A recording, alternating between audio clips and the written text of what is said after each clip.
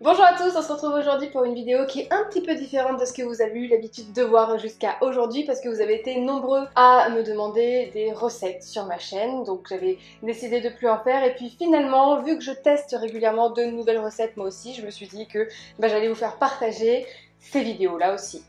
Sanka? Sanka? Donc du coup, comme je vous le disais, j'ai décidé de tester une nouvelle recette et pas n'importe laquelle depuis toutes les fois où je suis passée au Starbucks et que j'ai vu la recette du mac and cheese. Je me suis dit qu'il fallait absolument que je goûte et je me suis tout le temps refusée d'acheter cette recette toute préparée. Donc j'ai cherché sur internet pas mal de recettes de mac and cheese que je pourrais faire qui sont quand même assez simples parce que j'ai pas non plus un temps de ouf pour pouvoir faire des recettes. Et je suis tombée du coup sur la recette de Rosalie Lessard qui est une youtubeuse qui teste pas mal de choses un peu comme je vais faire avec vous aujourd'hui. Donc c'est parti pour la recette du mac and cheese.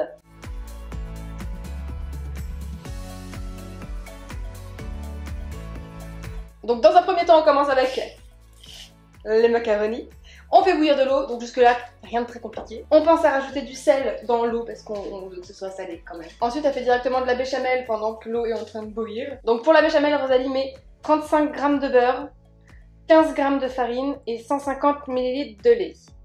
Ces proportions, moi, elles ne vont pas. T'es d'accord avec moi, Sanka? Ouais, t'inquiète, je vais changer. Vu qu'on fait un repas du coup pour 2 personnes pour 2 repas, donc ce qui en soi revient aussi à un repas pour 4 personnes, moi je vais partir sur, ça commence bien, 40 g de farine, 40 g de beurre et 400 ml de lait. On fait comme ça en fait. Petite astuce. Le beurre, on laisse fondre le beurre et après seulement, une fois que le beurre est fondu, on rajoute la farine, seulement après. Et là c'est en train de bouillir trop tôt. Je veux que tout s'enchaîne, ça va pas le faire. Comment je vais faire? Je vais laisser bouillir un petit peu encore tout seul, c'est pas grave. J'en fous partout. J'adore cuisiner, c'est un réel plaisir. Donc une fois que le beurre est fondu, on rajoute la farine en entier. Et là on vient touiller. Une fois que ça fait une pâte un petit peu consistante, on rajoute sur le feu, comme ça la farine a le temps de cuire et ça donne pas un goût de farine à la béchamel. Toujours à feu moyen. Une béchamel, si vous la mettez à feu vif, ça va merder à un moment donné. Toujours à feu moyen. Quand vous avez une plaque comme ceci, 6 ou 5, pas plus. Et on attend. Sur 7 minutes de vidéo, j'en suis qu'à 2 minutes, c'est la merde. Et je commence à avoir faim. Donc une fois que la pâte est assez cuite, on rajoute le lait. Et quand on rajoute le lait, on rajoute de manière progressive. Il ne faut pas trop abuser non plus. Et on vient diluer un petit peu la préparation. On rajoute de nouveau du lait. Le but c'est de ne pas, surtout pas, faire de grumeaux. Ça c'est l'étape la plus relou.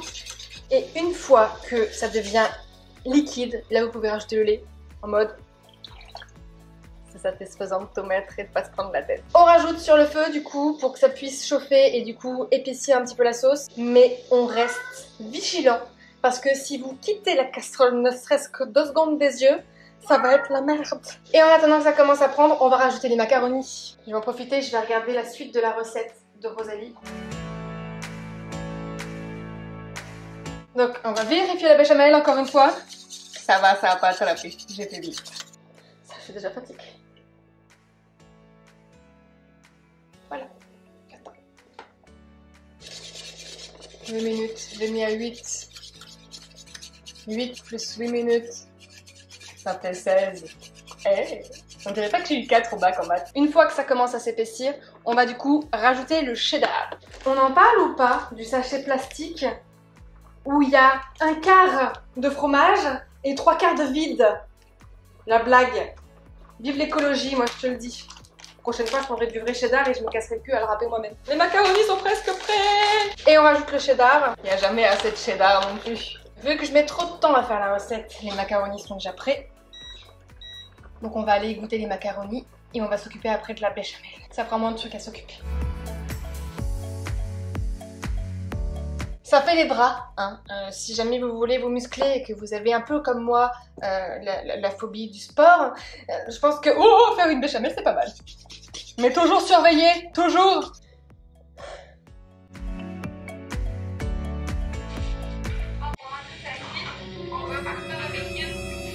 Elle est loin d'être finie la recette.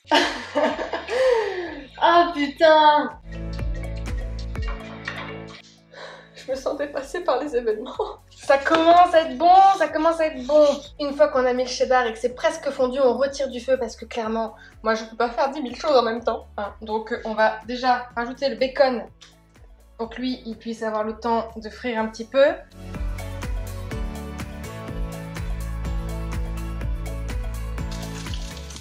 C'est pas mal.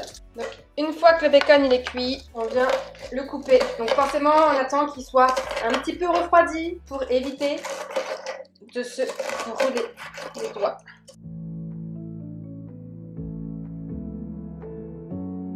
Une fois que le bacon est prêt, une fois que la béchamel est prête et que les macaronis sont toujours là en train de nous attendre, et je pense qu'ils ont dû... Non ça va, je croyais qu'ils avaient refroidi, mais ça va. On va rajouter du coup de bacon et on va rajouter la béchamel.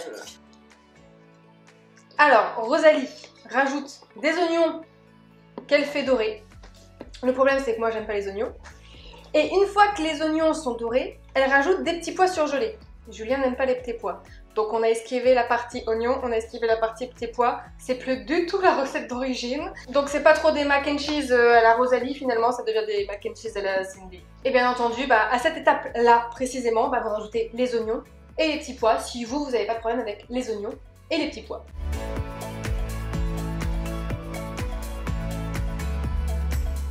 Des coquillettes, mais dans la recette ils disent des coquillettes, ils disent pas des... Moi je fais comme c'est. Oui, on peut dire que c'est des coq and cheese. C'est pas faux.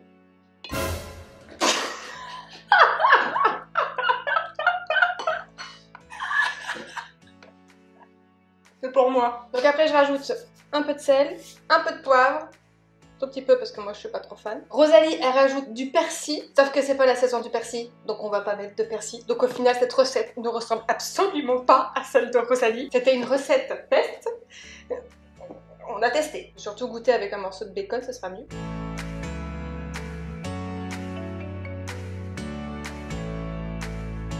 C'est pas mal. Tu veux goûter? Surtout manger. Tu kiffes ou pas? Du coup, on peut dire que la recette du mac and cheese ou coq and cheese est plutôt bien réussie. Je pense que c'est validé. Donc comme d'habitude, on se revoit demain pour une nouvelle vidéo. Et si vous avez aimé ce nouveau format de vidéo du coup dans lequel je teste une recette et où la vidéo est un petit peu what the fuck, n'hésitez pas à liker la vidéo, la partager et puis comme d'habitude, à vous abonner.